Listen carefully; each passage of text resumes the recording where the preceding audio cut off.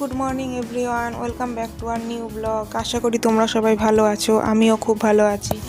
আজ সকাল সকাল তোমাদের সাথে নতুন ব্লগ শেয়ার করতে চলে এসেছি। তোমাদের সবাইকে স্বাগত আমার এই নতুন ব্লগে। অনেক দিন ধরেই থোড় খেতে ইচ্ছা করছিল জানো তো, তাই শ্বশুরমশাইকে বলেছিলাম বাজার থেকে একটু থোড় বা মোচা পেলে নিয়ে আসতে। তাই বাবা বলা মাত্রই, যেদিন বলেছি তার পরের দিনই বাবা থোড় নিয়ে এসে হাজির। বলছে মোচা তো পাইনি, কিন্তু থোড় নিয়ে এসেছি, এবার যা তৈরি করবে করো। আমি আর কি করব আলাদা করে, আজকে নিরামিষ, ওই জন্য আজকে ভাবছি একটু থোড় দিয়ে আলু দিয়ে একটু ভাজাই করি। থোড়গুলোকে ওই জন্য দেখো আমি বটি দিয়ে কেটে নিচ্ছি। আমি বটি দিয়ে তেমন একটা কাটাকাটি করতে পারি না, বেশিরভাগ চাকু দিয়েই আমি কাটাকুটি করতে আমার খুব সুবিধা হয়। কিন্তু এই থোড়টা দেখছি চাকু দিয়ে কাটলে খুব দেরি হবে, তাই ভাবছি আস্তে আস্তে বটি দিয়েই কাটি। আর এই থোড়ের ভেতরে একটা আঁশ মতন থাকে, ওটা আবার আঙুলের সাহায্যে বের না করে দিলে ভাজার সময় সেগুলো মুখে খুব বাধে। ভাজার সময় বলো, খাওয়ার সময় বলো, মুখে পড়লে খুব বাজে লাগে। প্রথমেই থোড়গুলোকে গোল গোল করেই কেটে নিয়েছিলাম, ভেতরে ওই আঁশগুলোকে আঙুলের সাহায্যে বের করার জন্য। এরপর আমি ছোট ছোট করে ভাজা আলু যেমন কুচোই তেমনভাবেই আমি কেটে নিচ্ছি। আজকে তোমরা বাইরেটা দেখতে পাচ্ছ, দেখো কীরকম রোদ উঠছে। আর ওদিকে পুটুনকে দেখতে পাচ্ছ কি না জানি না, ওদিকে পুটুন রোদের মধ্যেও দাদুর সাথে খেলা করছে। আমি এদিকে কাজে ব্যস্ত, ওর দিকে নজর দিতে পারছি না, তাই ওইদিকে মহা আনন্দে রোদের মধ্যে ঘুরে বেড়াচ্ছে। তোমরাই বলো, এই রোদের মধ্যে ঘুরলে ঠান্ডা গরম লাগবে না, কিন্তু কিছুতেই শোনে না। এইবার থোড়গুলো আমার সব কুচোনো হয়ে গেল। এইবার দেখো, এইবারই তো আসল মজা। আমি আবার কি করি জানো তো, থোড়গুলোকে ভালো করে চটকে নিই। চটকে নুন দিয়েই একটু চটকে নিলে ভালো হয়। নুন দিয়ে চটকে নিয়ে যে রসটা বেরোয় সেই রসটাকে ফেলে দিয়ে তারপর আমি এটাকে ভাজি, না হলে থোড়টা তাড়াতাড়ি নরম হতে চায় না। কে কে আমার মতন এই রকম থোড় চটকে নিয়ে ভাজো তোমরা প্লিজ কমেন্ট করে জানিও। এই দেখো আমার প্রায় থোড় চটকানো প্রায় হয়েই গেছে। আমি এবার ভালো করে ধুয়ে ওটাকে ভালো করে থোড়গুলোকে নিংড়ে আমি নিয়ে নেব, যাতে এক ফোঁটা জল না থাকে। জল থাকলে ভালো লাগে না। এইবার এই ঝরঝরে হয়ে যাবে। এই ঝরঝরে থোড়টাকে ভাজলে খুব সুন্দর ভাজাও হয় আর খেতেও খুব ভালো লাগে। আমি এই থোড়ের মধ্যে কটা আলুও দেব, দুটো মতন দিলেই হবে।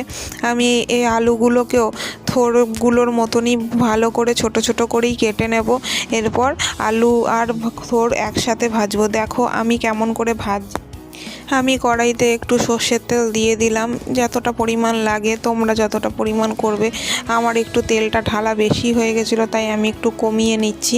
এরপর তেলটা তেতে গেলেই আমি ওর মধ্যে কালো জিরে আর কাঁচা লঙ্কা ফোড়ন দিয়ে দেবো। এবার ফোড়নটা একটু ভাজা ভাজা হয়ে গেলেই আমি ওর মধ্যে থোড়গুলোকে দিয়ে দেবো। থোড়গুলোকে এপিট ওপিট করে 2 মিনিট একটুখানি ভেজে নিয়ে আমি ওর মধ্যে যে আলুগুলোকে কেটে নিয়েছিলাম ওইগুলো আমি দিয়ে দিচ্ছি। এরপর যেমন তোমরা আলু ভাজা, নর্মাল আলু ভাজা করো নুন হলুদ দিয়ে, তেমনই আমি ঢাকা চাপা দিয়ে এইগুলোকে ভাজতে দিয়ে দেবো, তাহলেই হয়ে যাবে।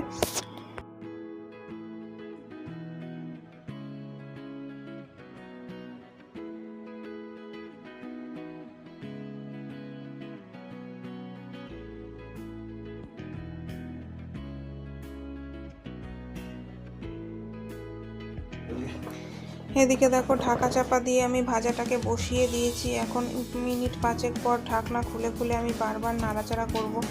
আর তোমাদের বলছিলাম না, পুটুন ওদিকে রোদের মধ্যে দাদুর সাথে ঘুরে বেড়াচ্ছে, চলো তোমাদের দেখাই পুটুন কোথায়। ওই দেখো ওইখানে বাবা, এখানে ওর বাবার পেটি গোছাচ্ছে। আমি দুটো বাবা অ্যাড করলাম, মানে আমার শ্বশুরমশাই এদিকে পুটুনের বাবা যেই ব্যবসাটা করে সেই ব্যবসায় প্রচুর এই কাগজের পেটিগুলো ফাঁকা থাকে, এইগুলো বাবা আবার গুছিয়ে রেখে দেয়। সেই পেটিগুলোকেই শ্বশুরমশাই সব বার করে এখন বিক্রি করে দেবে। প্রত্যেক মাস অন্তর অন্তর বাবা বিক্রি করে দেয়। আজ লোক এসেছে তাই বের করা হচ্ছে। ওদিকে হলুদও দেখো শুকোচ্ছে। আর কিছুক্ষণ পরেই আমি ডেকেছি বলে চলে এসেছে। এখন বলছে আমাকে কর্নফ্লেক্স দাও, মুড়ি দাও, চানাচুর দাও। বলতে পারে না, তবে ইশারাতে আমাকে সবই বুঝিয়ে দেয়।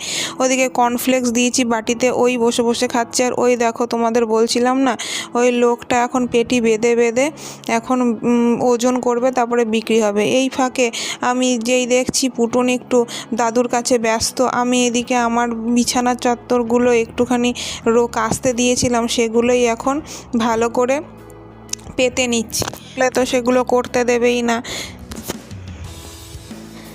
কাজ করে শান্তি আছে? দেখো চাদরগুলো ভাবলাম পুটুন আসতে না আসতে পেতে ফেলবো, এদিকে ওর পুটুনের বাবা ফোন করে কিসের যেন কাগজ খুঁজে পাচ্ছে না, সেই নিয়ে আমাকে বকাবকি করছে। আমারও গেল মাথাটা গরম হয়ে, আমিও দু চার কথা শুনিয়ে দিলাম। এরপরেই দেখো আমার দেরিও হয়ে যাচ্ছে, ওখানে বিছানা চাদর ফেলে রেখে আমি ওর বাবার সাথে কথা বলতে চলে গেছি। এই সুযোগে পুটুনও ঠিক টের পেয়ে গেছে যে মা ওপরেই আছে, ও গুড়গুড় করতে করতে ওপরে চলে এসেছে। অনেক দিন ধরেই ভাবছি তোষকটা নোংরা হয়ে যাচ্ছে, তোষকের ওপরে একটা কাঁথা পাতবো, কিন্তু সেটা আর সুযোগ হচ্ছে না কাঁথাটা পাতার। আর এই জন্য আমি ডবল বিছানার চাদরই পাতি, না হলে ওই তোষকটা নোংরা হয়ে যায়। এই দেখো এদিকে আমি তোমাদের বললাম না পুটুন এসে চড়ে পড়েছে, ও কিন্তু এসেছে, ও ঘরের মধ্যে ঘুরঘুর করছে আর কান্না করছে। আমি বিছানা চাদরটা না পেতে ওকে নিতেও পাচ্ছি না, তাই তাড়াহুড়ো করছি। এই দেখো আমার ছেলে, এ আবার এতটাই বদমাইশ, যেই দেখে মা একটু কাজে ব্যস্ত থাকে অমনি ওর কান্না শুরু হয়ে যায়। দেখছে মা কত কোলে নিচ্ছে না, মা নিজের কাজে ব্যস্ত, অমনি পুটুন নিজের অ্যাটেনশন পাওয়ার জন্য কান্নাকাটি শুরু করে দেয়। ও জানে যে কান্নাকাটি শুরু করলে মা আর সব কাজ ফেলে রেখে ওকে ঠিক কোলে জড়িয়ে ধরবে। এটাই হলো, ওকে কোলের মধ্যে নিয়েই আমাকে এখন বালিশের ওয়ারগুলো ভরতে হচ্ছে। কি আর করব বলো, এই হচ্ছে আমার জীবন।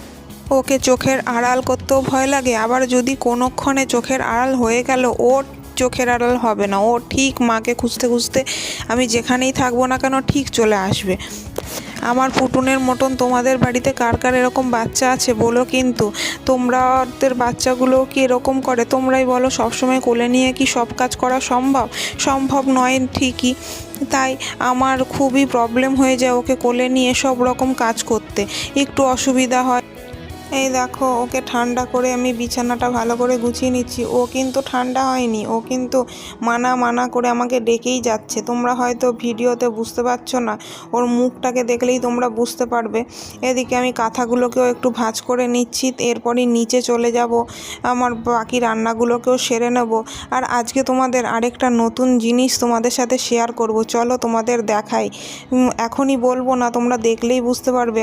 হয়তো অনেকেরই হয়তো এটা শখ আছে, আবার অনেকেই হয়তো দেখলে খুব খুশি হবে। চলো তোমাদের দেখাই। এই দেখো চলে এসেছি তোমাদের সাথে শেয়ার করতে আমাদের বাড়ির যত ফুল বাগান, সবজি বাগান সব দেখাতে। এই দেখো এগুলো কিন্তু বাবারই বোনা সব গাছ। এইদিকে ধনে পাতা, পালং শাক, লঙ্কার চারা, এইদিকে দেখো টমেটো গাছ তোমাদের দেখায়, কত সুন্দর সুন্দর ছোট ছোট টমেটো ধরেছে। আসলে জানো তো একটা বড্ড মস্ত বড় ভুল হয়ে গেছে, তোমাদের এই ভিডিওটা অনেক আগেই শেয়ার করব বলে আমি কি সুন্দর গাছগুলোর ভিডিও করে রেখেছিলাম, কিন্তু এখন ছাড়তে গিয়ে দেখি ভিডিওটাই পুরো ডিলিট হয়ে গেছে আমার ফোন থেকে, আমি আর খুঁজে পাচ্ছি না। তাই সাথে সাথে তোমাদের সাথে ভিডিও শেয়ার করতে চলে এলাম। এই ভিডিওটা রিসেন্ট আজকেই তোলা। এই দেখো আগে যেই ভিডিওটা করেছিলাম সেই ভিডিওতে তোমরা টমেটোগুলোকে দেখতে পেতে না, তখন সবে টমেটো ফুল ধরেছে।